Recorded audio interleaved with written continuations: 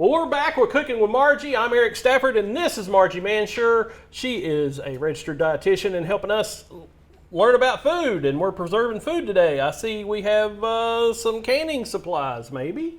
Yes, we have our green beans from a local garden. Okay. And we have half runners today. Okay. And you know, sometimes you just have way too many green beans. If you're growing them, they all come in at once. And man, what am I going to do with these? If you're lucky, you have family that have way too many green beans. Because then Yes. you didn't have to put the work in, but you get the green beans. So. That works well. So, but let's say you want to have some for the winter. Yeah, of course. Then we could pressure can them. Okay. So that's what we're going to do today. We're going to pressure can these green beans. All right. So we've got to start. Have you ever snapped beans before? I have snapped. I've sat with my grandpa and snapped beans because my grandpa liked to snap them. My grandma did too, but grandpa usually got stuck with that job. So I would sit and talk to grandpa while he was snapping beans. So. Well, maybe your grandma was canning them. She probably had that job. She was going to do the other work. No, she was doing other things, but she was like, yeah, sit down here with grandpa and snap beans. So you probably are the king of it. I don't know about the king of it, but I know how to do it. So do you want to show, demonstrate? Now, are we stringing them or are we just snapping them? Because well, I like to string them because it's nice not to have all that stringy. I'm looking for what do you call it? Looking for a knife. I mean, I guess I could do it. Oh, do you do it with a knife? Yeah, that's what Grandpa always did it. Really? Oh, I just snap He did it with a them. knife. You can snap it. But these are young because they're not like really showing a whole lot of string. Well, you know, if that's the case, then just whatever easily comes off. Because the thing is, you don't want the tough string in there. No, nobody likes that, and you don't like it when you get it. So when you're eating dinner and you get, oh man, these are some stringy beans. Who made these? Yeah, exactly. So, and some beans don't really have much string to them at all, but these half runners, that's just the way they are. That's just the way they are. Now some of these aren't. Now see, that can come right off. It went, well, bam, it just came right off, which is what I'm usually looking for. But they've already been snapped. Am I need to be snapping these, or is this like? Oh, well, I was just kind of wanting you to show, in case show anyone doesn't know how to snap a bean. Yeah, if you don't know how to snap a bean, but you sit around and you talk about stuff to Grandpa. It's like, you know, I used to have this car. My grandpa was big on cars.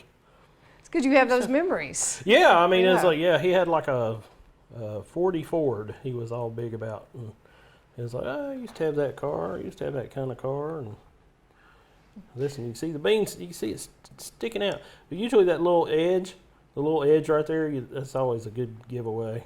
Good place to pull. Good place to pull string. from. You can kind of like just pop it off. See, that was, if they're kind of young, if they're not that big a bean, it doesn't really have a whole lot of string to pull. Yeah, these don't look like they've been out too long. So that's kind of nice. They're probably more tender. That's very nice. And but see that one came right off. That's the good kind. But yeah, you just sit with Pawpaw and snap beans, and you could string the whole thing at once. Oh, look, that came out, Then break it. See, but that back string, you kind of, when you snap them. Now, we canned beans last year, me and my wife, and we had never done that by ourselves. Like I said, we'd always helped other people, but we'd never done it ourselves. So we did it last year, and we wanted to keep the beans. She wanted to do some long, so we did like the big quart jars, and then we kept them long, but they're awful stringy because you're not really popping them to get that string. They look nice in the jar. They look nice, they do. And they're big and long, but I think it's better if you can snap them. So when we did the little jars, we had to snap them to fit them in there. But, all right, well. Sorry. It's Eric's bean memories. That's Thanks good. for tuning in to Eric's good. bean memories. And now we're going to can some. So fortunately, we already have a big bunch that has been snapped. So you don't have to snap that whole thing. Oh, okay. We have cooked these for around 5 minutes. We got this water boiling and cooked them a little bit. And so. And they look good right now. Yeah, they do. I'm getting kind of hungry. They look good right now. I guess that's great. what it is. It's lunchtime. So what we're going to do now is we're going to put these in our jars and show how that is done before we put them in the canner. All right. So we'll go ahead and get those jars ready. Get rid of my beans, I'll quit. And So I have the jars already in my pressure canner over here. I've got them, they're warm. Okay. They're ready to rock and roll. They are. And they are warm because this is warm and I just don't want to shock that glass. Okay. So, and they are hot. Yep, they're good and hot. So I'm just going to pour that out with my little jar lifter, the water. Okay. I've got about 2 inches of water in there. Okay. So I think I'll just get several of these at one time, and then you can fill those up, Eric, if you would like to. Oh, I get to fill them up with the beans? Yeah. Sweet. Fill them up now, with do beans. I get to use the jar thing, the jar funnel? You could use the jar funnel. It makes it easier, I think. Yeah, I think so. So here we have the jar funnel. Okay. Makes it a little bit wider. This is a wide mouth mason jar. Okay. So it is easier to get the beans in than one that is not a wide mouth. Okay. So here we go. And if we need a bigger ladle, I have a larger ladle. It might be a little bit faster. Now, are we trying to get a lot of liquid with these, or are we trying? We're going to top them off or something? Yeah, you don't want to. We want to just cover it with the liquid. Okay. But yeah, you don't want to get too much. It's going to shrink down a little bit during the processing. Oh, here's my other ladle. Your lady here. So yeah, see how that goes. Probably need to get more liquid. So we want to fill that, and we need an inch headspace with the green beans. Oh really? Have I got too much? So now that looks good. Now you can put a little liquid on top of that to make sure that it's covered. And then of course you can. That looks good. Is that go good? around. I think that's an inch. Yeah. Okay. So go around and do the other ones. You want to do your little wand? Oh, I gotta do the wand. Yes. So we're going to knock the air bubbles out of this. Is that what this is for? That's the purpose. Yep. And you see them just pop right up. They'll just come right up to the surface. You wouldn't think you'd have to do that, but I guess that's getting that extra air out of there that's going to cause bacteria. Well, and also it takes up space. Oh, okay. So more beans in the jar. That's right. Okay. So you want to keep working on those? Yep. What I'll do is I'll bring this over here. Okay. And I'm going to wipe the rim with a clean dishcloth here. And I have my lid, which I'm only going to use this lid once for canning, right? But then I also have my band, which I can use over and over again, which is so nice. And the jars. I've had family that said, you use the jar until it explodes, Until it cracks, you pretty much use the jars. I want to just get that until it's finger tight. And yeah, you can just keep using those jars. You want to buy jars that are approved for canning. You can't use like mayonnaise jars or anything like that. And you can get them at most general stores. I mean, especially here in the South, you can find them at dollar stores. I've seen them at grocery stores too. I've seen them at grocery stores. I've seen them. Is that a little too much?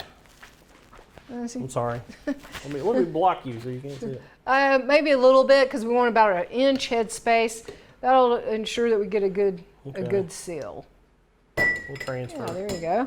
We'll transfer. And that's the one that got away. That looks good. Does it need more water? Perfect. No, I think we're good with that. Okay. You're the expert. I'm leaning on you here. Well, I've assisted, but I'm not the expert. I have taught quite a few classes, but I did not grow up on a farm. So you learn by the repetition. Definitely doing this now. Like we said when we were talking about the tomatoes, a lot of people, they would get their whole families involved and kind of have an assembly line. Yeah, you'd get everybody over, everybody bring their pots that they had, their jars, and it's like, snapping beans. You had one table of people snapping beans and doing all of that. And, I didn't grow up on a farm either, but, you had family that, had big gardens or were farmers. And that's kind of what happened. more and more people are interested in preserving their own food now. It seems like especially with all the recent craziness in the world. Some people they want to be a little bit more self-sufficient. They think, wow, maybe I shouldn't rely on outside sources. Well, I mean, even if you do, it's nice to know how to do things, right? Well, like I said, me and my wife did it last year, and we were just like, feeling, it's just something kind of a bit of pride that you can sit and say, oh, I got these, let's go out to the pantry here and get some beans. And and we had canned them, and it was really kind of nice. It does feel good to actually grow something and do the whole process where you can preserve it, and that whole thing. That feels good. Yeah, I guess it's the kind of stuff, and then it is kind of like the older things. It's like gardening or something. It just makes you feel good about yourself. I grew that. I'm saving it. I'm going to be able to eat it in the winter when it's cold. I think our society's kind of become so segmented that sometimes we don't really know what impact we're making. We never can follow things through. We're just doing part of a job. So yeah, this is a tangible project. Yeah, it's something you can see. You can see what you're doing and see what's happening, and it makes you feel good. Yeah, that looks good. Yeah, it looks good. Gotta do my little Got it, warning. man. Gotta do my Harry Potter. Oh, I'm hearing popping from the previous segment. Yes, that is a good sign. I'm hearing Our popping of jars cans. they're sealing. Yay. So yeah, we are sealed. So I'm sorry. we need to use the pressure canner Okay. for our green beans. Yeah, so we're using a pressure canner. The last time we did like a bowl bath. Yes, the boiling water bath. And you remember the reason that we use the pressure canner? No. Well, At least I'm honest. I appreciate that. Well, it's a low acid food, so it's not an acid food. So anything that has a pH of 4.6 or higher, we have to use a pressure canner. Okay. I did totally forget that. That was just a few minutes ago. So as long as you remember that you have to pressure can your vegetables, you're good. I got a little happy with You don't have to know why. I think I got a little happy with that. Is that too high? A little bit too much. Do you want Too me to get a little a smaller little spoon. would be very helpful. I'm sorry. I'm like, There you go. I'm excited. That one. So I'm excited about it. So our organism of concern is called botulism. It's longer than that, but that's the term most people know. Nobody wants salmonella coming for dinner. That's the couple you don't want to see at your house. No, definitely not. Okay. Thank you. Thank you. And botulism, it really is quite interesting. It's in the environment. There are these little spores that might be in soil. There might be some in the air, but in the natural environment, it's not harmful. Okay. Yeah. To humans, but if you get it in an environment without oxygen, like what's produced when you have a sealed can, the spores can start to produce a toxin. Oh. Yes, and that's what that toxin is really deadly to humans. Yeah, so we don't want none of that. We do not want it. It's and it just takes a little bitty bit to nearly kill a person. So yeah, we won't do that. that's typically when you hear of someone having botulism, it's from home canned food. Yeah. That's harder than I thought it was. So, but it's not an issue if you follow a USD approved recipe. They do rigorous testing on the recipes. It costs a lot of money for them to do that, but they know that if you follow the recipe, that they take into consideration the pH, how much water something has in it, your altitude, all that, and to tell you what would be a safe way to preserve your food. So that's what we're doing. We're going to follow a recipe. Okay. I was getting a little happy with the beans again. Try to back it off. Back that off.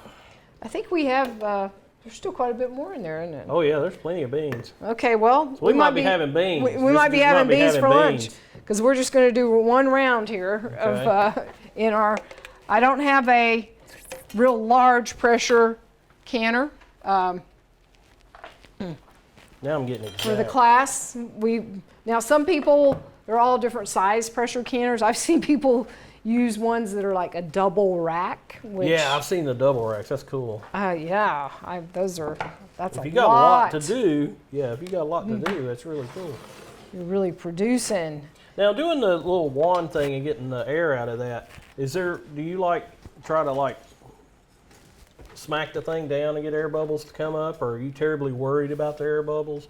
Because I was terrified of that when we were doing them last year. I was like, did I get all the air out of that? Well, I think if you don't get all the air out, it's not the end of the world. Yeah, it's not going to cause a food poisoning. Okay, yeah. Well that's good. So that's the main thing, yeah. Okay. All right.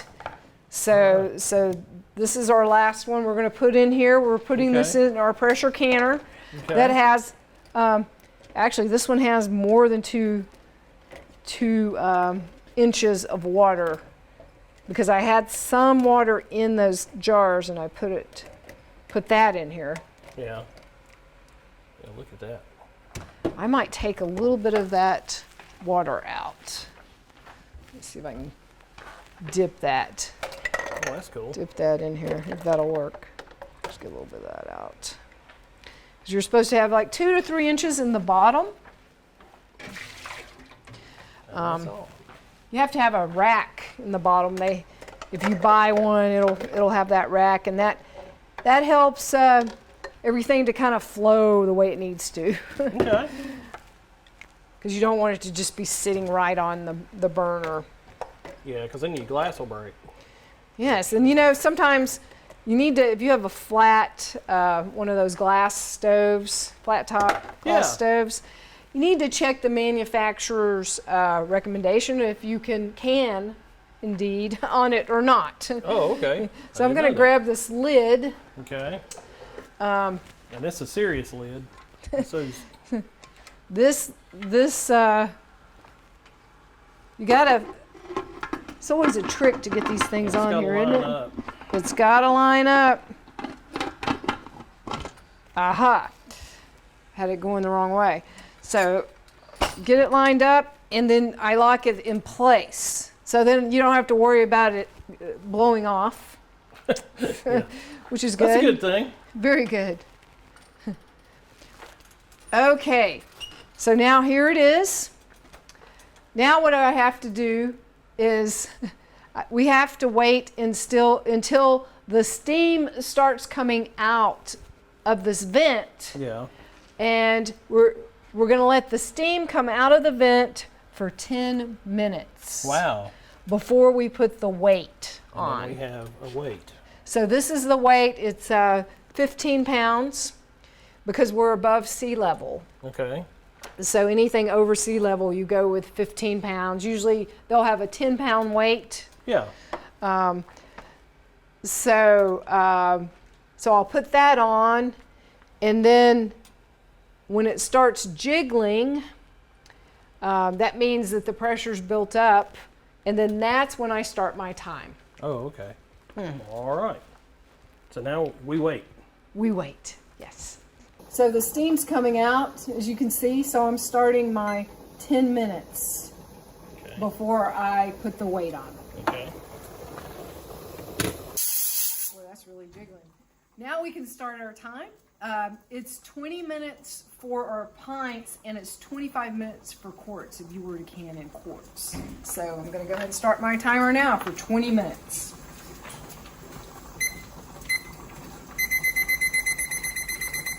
Our 20 minutes has ended, And we're going to take this off of the burner so that it will cool down faster and that the pressure will come down.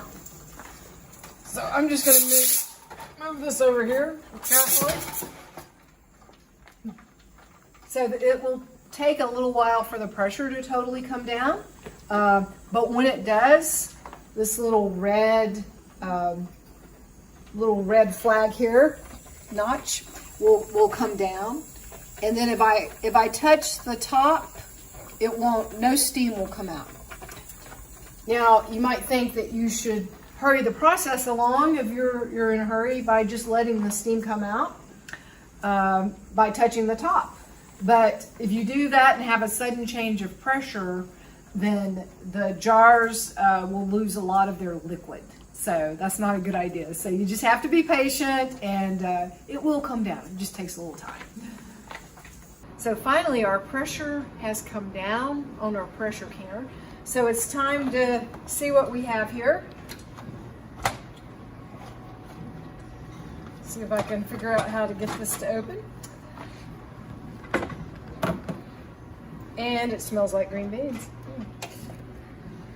So you can tell that it really gets hot because it is still boiling. Look at that. So the thing about the pressure canner is that it gets the food up to 240 degrees, whereas of course if you're in a boiling water bath, it's only 212 degrees.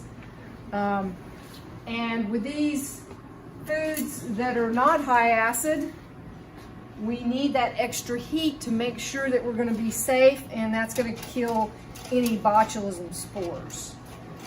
So it takes a while. It'll actually sit here for a little bit, still boiling in the jar. And that's how hot it gets.